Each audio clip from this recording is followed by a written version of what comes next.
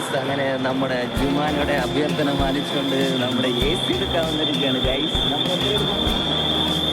ആ A C നമ്മുടെ ജുമാനയുടെ birthday ഗിഫ്റ്റാണ് A C. അപ്പോൾ നമ്മൾ ലില്ലുവിലാണ് വന്നിരിക്കുന്നത് ഗൈസ്. അപ്പോൾ നമ്മുടെ എ സി എടുക്കാൻ നമ്മൾ മോദർ ജുമാനയുടെ